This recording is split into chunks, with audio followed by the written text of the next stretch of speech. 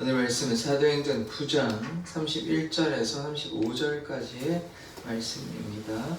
사도행전 9장 31절에서 35절까지의 말씀입니다. 저와 여러분이 교독하도록 하겠습니다. 그리하여 온 유대와 갈릴리와 사마리아 교회가 평안하여 든든히 서가고 주를 경외함과 성령의 위로로 진행하여 수가 더 많아지니라. 그때 베드로가 사방으로 두루 다니다가 루다에서 사는 성도들에게도 내려갔더니 거기서 애니아라 하는 사람을 만나매 그는 중풍병으로 침상 위에 누운 지 8해라. 베드로가 이르되 애니아야 예수 그리스도께서 너를 낫게 하시니 일어나 내 자리를 정돈하라 한데 곧 일어나니. 같이 읽겠습니다. 룻다와 사론에 사는 사람들이 다 그를 보고 주께로 돌아오니라. 아멘. 하나님, 우리가 오직 주님만을 향해 나아가는 자 되기를 원합니다. 아멘. 더 많은 사람이 주께로 돌아오게 하여 주시옵소서. 아멘. 예수 그리스도의 이름으로 기도드립니다. 아멘. 사울은 이제 예수님을 더 이상 핍박하는 자가 아닙니다. 예수를 위해서 자신의 모든 삶을 내어놓고 이제 예루살렘 교회에서도 인정을 받고, 근데 뭐 무슨 어제도 보았지만 다메섹에서도 예루살렘에서도 두 군데 다 이제 사울을 죽이려고 하니까 다른 데로 이제 피신할 수밖에 없는 것입니다. 아직 해야 할 일이 많기 때문에 이제 다메섹에서 죽거나 예루살렘에서 죽거나 이러면 안 되는 것이죠. 성경도 많이 써야 되고 복음도 증거해야 되기 때문에 아직 죽지 않고 하나님께서 지키시고 돌보아 주십니다. 사명을 감당해야 하는 것이죠. 사명을 감당할 충분한 시간이 아직 있는 것입니다. 그때 동안 주님을 향해서 어떤 고난이 있어도 달려갔던 우리 사울의 모습을 보는 것입니다. 오늘은 이제 아직 베드로의 이야기가 끝난 게 아니거든요. 베드로가 이제 어떤 활약을 했는지 좀 보고자 합니다. 중풍병자에 걸린 사람도 고치고 또 죽었던 사람이 있습니다. 다비다라고 죽었던 사람이 있는데, 그러니까 예수님만 죽은 사람을 살린 것이 아닙니다. 구약에서 물론 뭐 엘리야나 엘리사가 과부의 아들을 살린 경험이 있습니다. 물론 뭐 하나님의 역사지 그들이 뭐 대단하다 이렇게 보면 안 되고요. 마찬가지로 신약에서도 이 베드로가 죽은 자를 살린 그런 놀라운 역사가 나타나게 됩니다. 거기에 앞서서 이제 복음을 증거하며 돌아다니면서 이제 중풍병자를 치료하는 그런 베드로의 역사를 오늘 보고자 합니다. 31절 말씀 보겠습니다.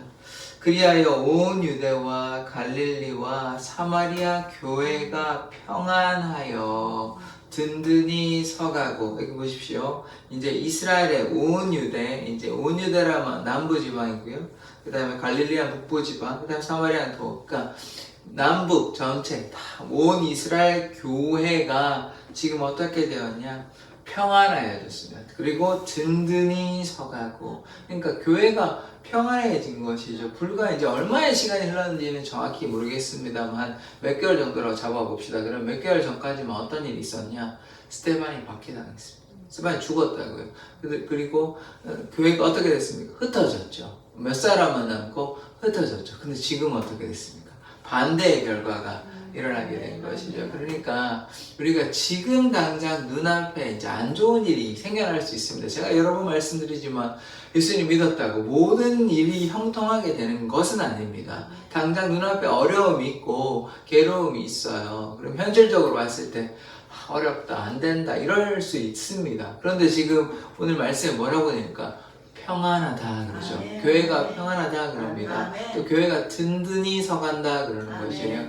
그러니까 하나님이 약속하신 때, 하나님이 아시는 때가 있는 것이에요. 우리는 알 수 없습니다. 우리는 지금 어제까지만 해도 안 좋을 수 있잖아요. 어제까지만 해도. 그런데 이제 오늘은 달라질 수 있는, 오늘은 다른 현상이 이제 계속해서 나타나고 그렇게 평안하고 든든히 서갈 수 있는 것입니다. 그러니까 우리가 무엇을 보아야 되냐면 낙심하지 않아야 됩니다.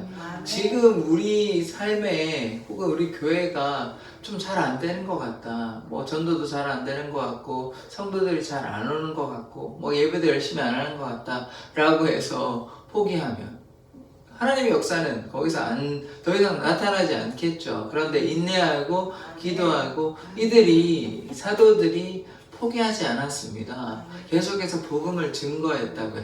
흩어진 게 그냥 도망가거나 회피한 것이 아니라 흩어져서 뭐 했습니까? 복음 증거했습니다. 그러니까 뭐냐 하면 어떤 일이 생기더라도 좌절하는 것이 아니라 낙심하는 것이 아니라 계속해서 복음을 증거하는 것입니다. 순종의 열매로 교회가 평안하여진 것이죠.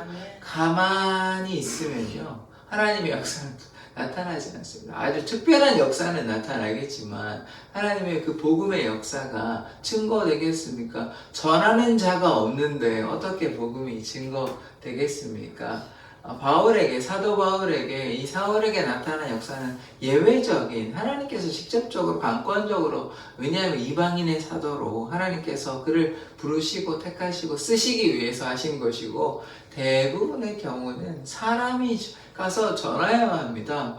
하나님께서 직접적으로 한다 그러면 선교사 파송할 필요 없죠. 우리가 전도할 필요도 없는 것 아니에요. 우리는 그냥 기도만 하고 가만히 있으면 하나님께서 바로 그 사람 불러가지고 세우면 되는 거 아닙니까? 그렇지 않으시다고요. 그렇게 하는 경우는 되게 예외적이고 제한적인 경우고, 하나님께서는 어떻게 역사하시냐면 사람을 통해서 역사하시기 때문에 오늘도 이렇게 계속해서 포기하지 아니하고 낙심하지 아니하고 어떤 고난 가운데서도 주님을 향해 믿음으로 나아갔을 때 그러함으로 말미암아 어려움 가운데 있는, 박해받는 교회였잖아요. 물론 뭐 엄청난 박해라고 아직 볼 수는 없지만 그래도 사람들이 막 스데반을 돌로 쳐 죽였잖아요. 그렇게 안 좋은 사건이 일어나는 굉장히 흉흉한 그런 상황 가운데서 좌절하지 않으니까.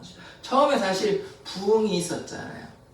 120명이 이렇게 함께 예수의 제자들과 120명이 모여서 열심히 기도해가지고 하나님의 역사가 나타났다고요. 그래서 3,000명, 5,000명 더 많은 사람들이 있었는데 또 중간에 큰 위기가 있었죠. 어떻게 됐습니까? 스데반이 죽었다고요. 집사 한 명이 죽었습니다. 그래서 사람들이 이제 예수를 믿는 사람들이 이제 흩어지게 되는. 그러니까 하나님의 놀라운 역사, 부흥의 역사가 나타났지만 위기가 있었죠. 그 위기가 왔다고.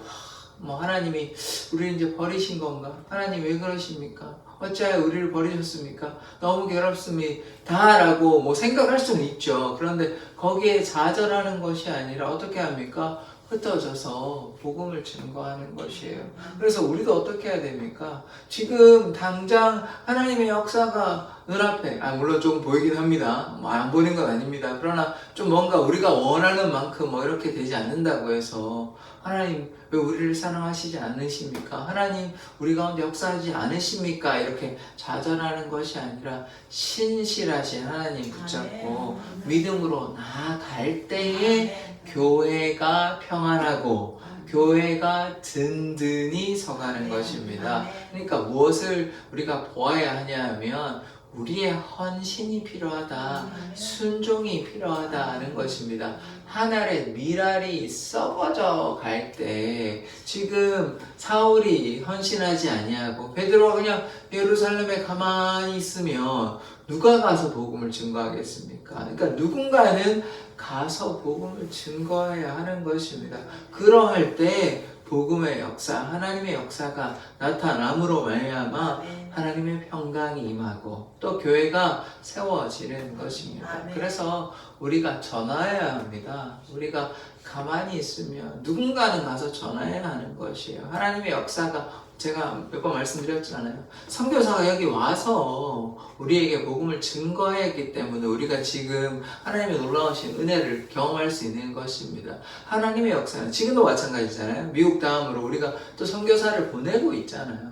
보내기 때문에 그들에게 복음이 증거되어서 그들이 변화되는 것이에요. 우리가 가만히 있다면, 그래서 선교 중요합니다. 물론 우리나라도 돌보아야 되지만 지금 복음화율이 굉장히 안 좋아지기 때문에, 낮아지기 때문에 우리도 복음을 증거해야 하나, 그러나 선교해야죠. 누군가는 가야 되는 거 아닙니까? 한국에 전하지 않았다면 누가 예수를 믿겠습니까? 모르는데 어떻게 믿어요? 그러니까 전해야 하는 것도 맞고 선교도 해야 되고 또 우리 주위의 사람에게도 전도하여야 하는 것입니다. 그때 하나님의 놀라운 역사가 나타나는 것입니다.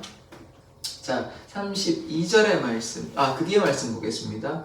주를 경외함과 성령의 위로로 진행하여 수가 더 많아지니라. 이 두 가지를 보셔야 되는데, 주를 경외함. 교회는 어때야 됩니까? 주를 경외함. 두 번째는 무엇입니까? 성령의 위로. 그러니까 교회에 두 가지 중요한 것이 있어야 됩니다. 첫 번째, 주를 경외함. 주를 경외하는 것은 무엇입니까? 주를 경외한다는 말, 우리가 어떻게 하나님께 영화롭게 하고, 주를 존중하고, 주를 사랑하고, 주를 좀 두려워할 줄 아는 마음이거든요. 하나님 우리의 친구이시지만 우리가 소홀히 대하지는 않아야 됩니다. 우리가 막대하지 않아야 돼요. 우리 주를 존중하고 존경하고 사랑하는 것이 주를 경외함이고요. 두 번째, 성령의 위로가 있는 것입니다. 성령께서 말할 수 없는 탄식함으로 우리를 위해서 친히 중보하십니다. 성령께서 우리와 함께 하시고 우리를 위해서 기도하신다. 하나님에게 놀라우신 은혜인 것입니다. 그것이 성령의 위로하심인 것이에요. 그러니까 우리가 하나님을 경외해야 되는 것이고 주를 경외하는 것이 지혜의 근본입니다. 그래서 하나님을 날마다 두려워하고 경외하는 자 되어야 하는 것입니다. 그러할 때 어떠한 역사가 나타나냐? 성령께서 우리의 언약함을 아시고 우리를 친히 위로하여 주시는 것입니다. 우리와 함께하여 주시는 것입니다. 그러니까 교회가 어떻게 유지가 되냐? 하나님을 경외해야 된다. 다른 말로 하나님을 예배해야 된다. 다른 말로 하나님께 순종해야 된다. 그럴 때 하나님의 역사가 나타나는 것입니다. 그럴 때 무엇이 있습니까? 하나님의 위로, 성령의 위로가 있는 것입니다. 결국은 무엇이 우선순위입니까? 물론 하나님께서 우리를 위로해 주시죠. 그러나 우리가 무엇을 먼저 해야 되냐? 하나님께 예배해야 됩니다. 하나님께 순종해야 합니다. 그럴 때 하나님의 위로가 있는 것이지. 물론 바울처럼 하나님을 너무 핍박하니까 처음에 이제 부르시고 이렇게 위로라고 볼 수도 있죠. 하나님께서 먼저 부르시는 경우도 있습니다. 그러나 우리가 뭐 해야 됩니까? 하나님께 순종해야 하는 것이죠. 하나님께서 우리를 택하시고 부르셨으면, 우리가 하나님께 나아갔으면 이제 하나님께 순종함으로 나아갈 때 우리가 지치고 낙심될 때 하나님께서 위로해 주시지, 우리가 하나님께서 부르셨는데 자꾸 제 멋대로 제 갈 길로 나아가면 하나님께서 위로해 주시기가 쉽지 않죠. 왜냐하면 우리가 하나님께 순종하지 않는 것입니다. 그러니까 우리가 하나님께, 지금 오늘도 보이지 않습니까? 이들이 흩어졌지만 낙심하지 않고 주의 은혜 가운데 거하고 복음을 증거하니까, 주를 경외하니까 하나님의 위로가 있는 것이에요. 그러니까 우리가 하나님께 나아가지 아니하고서 왜 나는 지금 힘들고 어려운데 하나님께서 나에게 역사하시지 않냐, 문제를 해결해 주시지 않냐, 이게 아니라는 거예요. 이 순서가 아니고 내가 하나님께 순종하니 내 삶에 좀 어려움이 때로 있을 수 있잖아요. 지금 복음을 전한다고 해서 이 어려움이 없어야 된다고 생각하는데요, 복음을 전하니까 오히려 어려움이 있는 것이에요. 그 어려움 가운데 있을 때 괜찮다, 열심히 해라, 하나님께서 너를 사랑하신다, 이런 위로가 있다는 것입니다. 이것이 하나님의 원리이지, 우리가 제 멋대로 살아놓고 제 마음대로 살아놓고 탕자처럼 마음대로 살아놓고 왜 하나님께서 나를 사랑해 주시지 않냐, 순서가 완전히 잘못된 거 아닙니까? 하나님께 순종할 때 하나님께서 나를 위로해 주시는 거예요. 이게 하나님의 은혜인 것이죠. 내 마음대로 내 멋대로 다 살아놓고는 왜 하나님은 나를 안 사랑하셔, 이러면 안 되는 거잖아요. 그러니까 우리가 바로 깨달아야 하는 것입니다. 하나님을 사랑할 때 하나님께서 우리에게 은혜 베풀어 주시고 위로하시고 격려하여 주십니다. 물론 너무 하나님을 떠났을 때 몇 번 기회를 주시긴 합니다. 이렇게 바울처럼 왜 나를 박해하느냐 이렇게 얘기하시기도 합니다. 그러나 여러 번 위로하시잖아요. 하나님께서 직접적으로 위로하시기도 하지만 어떻게 위로하십니까? 하나님께서 하나님의 사람을 보낸다고요. 에디오피아 내시를 누가 만났습니까? 하나님이 직접 만났어요? 물론 그런 경우도 있습니다만은 누구 보냈어요? 집사 빌립 보냈잖아요. 스데반을 통해서 이스라엘 백성에게 그들의 죄악을 지적했잖아요. 그러니까 사람을 보내신다고요. 그러니까 하나님께서 사람을 보내서 그게 결국 하나님의 역사라니까요. 그게 하나님의 역사. 사람이 역사하는 게 아니고 하나님께서 도구이지, 이 사람이 뭐 대단한 게 아니고, 베드로가 대단한 게 아니고, 뭐 사울이 대단한 게 아니고, 하나님께서 그들을 사용하셔서 역사하셨는데 그들이 들었습니까? 안 들었죠. 그들이 패역하고 거스리고 하나님께 어리석어서 나아가지 않는데 어떻게 하나님의 역사, 위로가, 평안이 나타날 수 있습니까? 결국은 하나님께 나아가지 않고 돌이키지 아니하면, 탕자가 돌이킬 때 하나님의 은혜가 임하고 잔치도 벌어주고 신분도 회복되고 하는 것이에요. 우리가 죄인에서 의인으로 돌이켜야 됩니다. 예수 그리스도의 보혈로 돌이킬 때 하나님의 역사가 나타나는데, 그렇지 않으면 안 되는 것이죠. 이 단순한 원리인데 교회를 참 오래 다니셔도 그냥 자기 욕심대로 그냥 살아가면서 왜 하나님의 임재는 나타나지 않는가? 왜 하나님은 나를 사랑하지 않는가? 그것은 우리가 회개해야 될 시점입니다. 반성해야 되는 시점이고, 자기의 신앙을 한번 체크해 보아야 됩니다. 내 신앙이 왜 이것밖에 되지 않는가? 그러면 뭐 많은 이유가 있겠지만 하나님께 나아가지 않았다. 그러면 어떻게 나아가야 됩니까? 말씀을 사랑하고 기도하고 하나님께 순종하고 이런 삶을 살았는데 어려움이 있다. 그거는 이제 복음을 증거하기 위해서 나타날 어려움인 것이고, 그거와 완전 다른 종류의 어려움인 것입니다. 내 마음에 괴로움이 있고 불안함이 있고 슬픔이 있고 막 이런 안 좋은 것들만 있다면 그것은 하나님께 순종하지 않아서 그런 것입니다.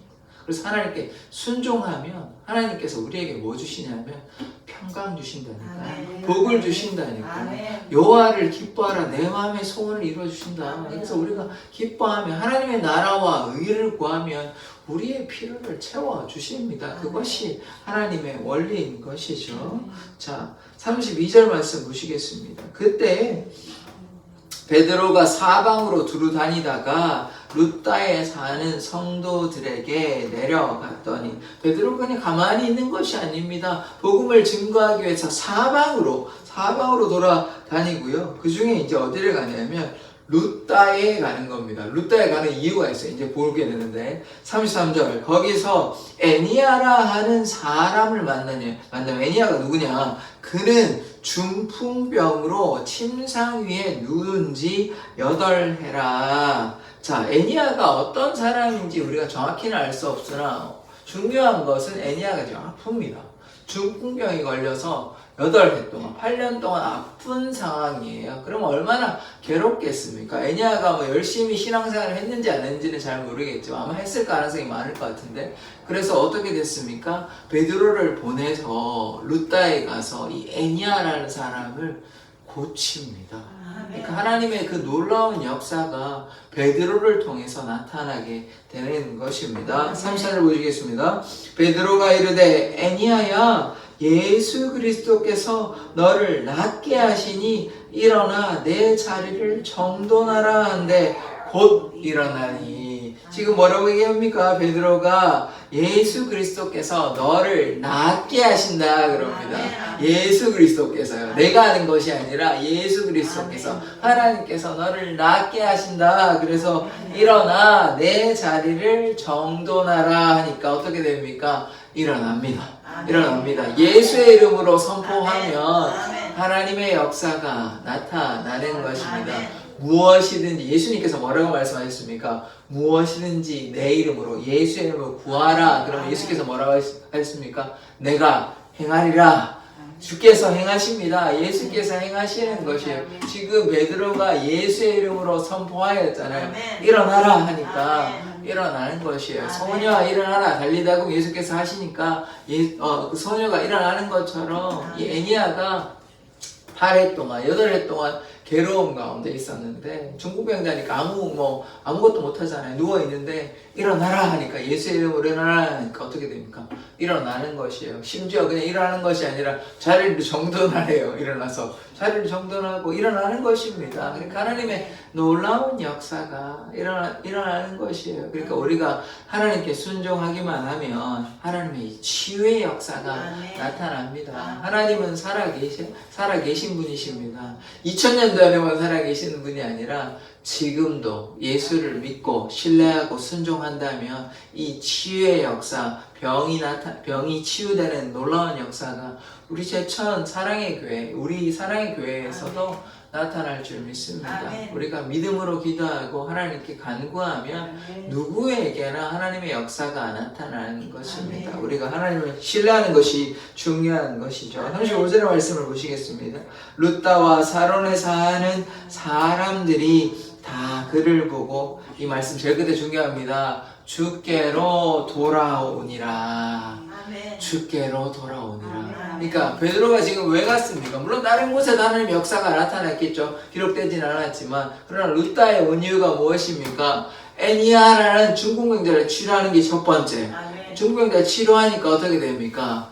주께로 돌아오니라. 아멘. 사람들이 하나님의 역사, 치유 역사를 보고 주께로 돌아오는 것입니다. 아멘. 하나님의 이 살아계심이, 이 사람이 사도 베드로를 통해서 나타나게 될 때에 하나님의 역사가 나타나게 되므로, 하나님의 임재가 나타나게 되므로 아멘. 사람들이 주께로 돌아오는 아멘. 것입니다. 이 아멘. 놀라운 역사가 우리 제천 가운데 나타났으면 좋겠습니다. 아멘. 우리가 기도함으로, 이 베드로가 그냥 가만히 있었던 것이 아니죠. 복음에 순종하고 기도하고 하나님의 말씀 따라 살아가니까, 복음을 증거하며 계속 살아가니까 룻다에 가서 애니아라는 중풍병자를 치료하니까 사람들이 이것을 보고 주께로 돌아오게 되는 아멘. 것입니다.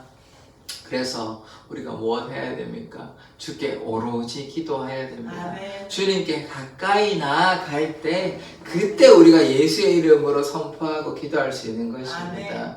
우리가 신앙생활 바르지 않게 하고 기도하면요, 하나님의 역사가 나타나겠습니까? 안 나타납니다.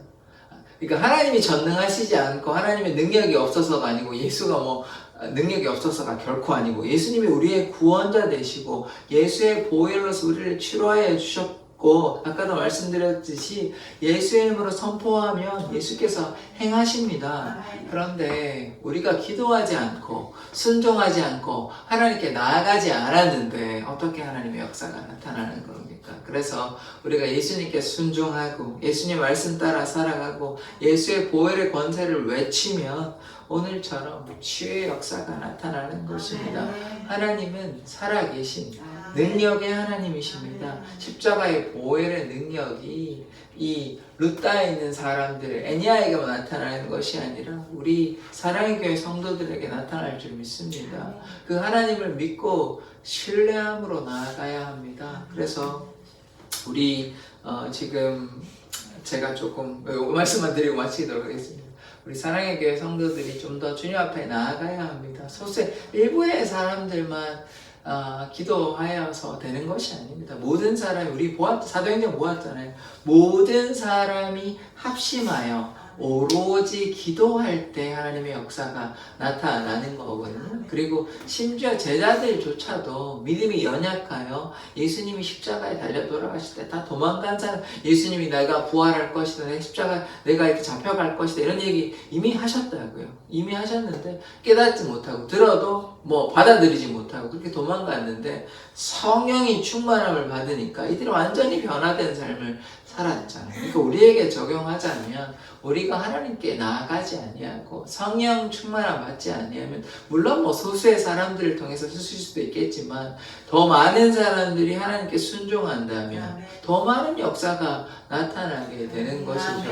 베드로만 변화되어서 되는 것이 아니라 12제자가 다 변화되어야 되는 것이고, 12제자만 변화되어야 되는 것이 아니라 120명의 사람들이 오로지 저녁 기도에 힘써야 되는 것이고, 그러할 때 3,000명, 5,000명, 10,000명 더 많은 사람들이 주께 돌아오는 것입니다. 그러니까 우리도 일부의 사람들만 물론 너무 감사한 일이죠. 제가 그것이 잘못됐다는 일이 결코 아니라, 일부의 사람들만 하는 것이 아니라 모두가 하나님께 나아갈 때 하나님의 역사가 나타나는 것입니다. 제가 이것이 단순히 우리 교회를 위한, 물론 당연히 우리 교회를 위한 일이기도 하죠. 그런데 우리 교회를 위한 일이 아니라 결국은 무엇을 위한 것입니까? 하나님의 나라, 하나님의 나라를 위해서 우리가 모여서 기도하고, 그러함으로 믿지 않은 영혼들이 하나님께 돌아오는 것이 하나님께서 가장 기뻐하는 것이 아닙니까? 그래서 주께로 돌아오니라. 그런 역사가 지금 루다와 사론에게만 나타나야 됩니까? 아니라고요. 이 제천에도 나타나야 되는 것 아닙니까? 그래서 우리가 이런 것을 꿈꾸면서 기대하면서 우리가 주님 앞에 오로지 기도할 때 성령의 충만함이 나타나고 우리를 통해서 하나님의 역사가 나타나는 것입니다. 그것이 말씀의 원리고 성경의 원리인 것이에요.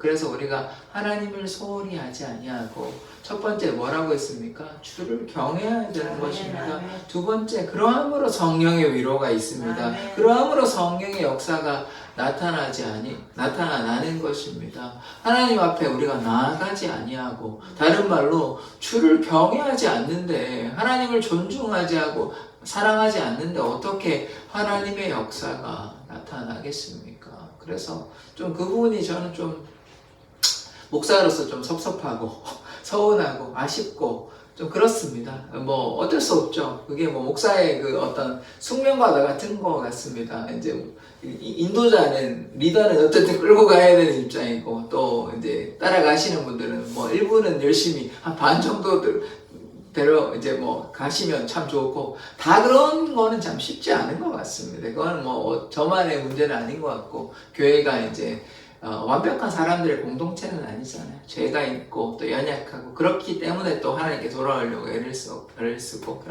근데 뭐 그런 약간의 딜레마라 그럴까요? 뭐 이럴 수도 없고 저럴 수도 없고, 어쨌든 끌고 가야 되고, 또 교회의 그런 사람들은 또 이렇게 이제 세상 속에 있다가 이제 교회라는 이제 하나님의 나라에 이제 참여하기 위해서 들어오셨다 보니까 변화되는 과정이 쉬운 일이 아니잖아요. 여러분도 뭐 잘하시고 뭐 저도 마찬가지고, 그렇기 때문에 그런 시간이 또 필요한 것이고, 그것을 또 우리가 용납하고 품어줘야 되는데, 또 어쨌든 저는 이제 하나님의 생명의 길로 그들을 이끌어가야 되는 어떤 그런 책임감이 있는 것이고 사명이 있는 것이기 때문에 그런 좀 딜레마가 있는 것은 뭐 현실입니다. 그러나 오늘 말씀에 보았다시피 좌절하거나 낙심하지 않아야 됩니다.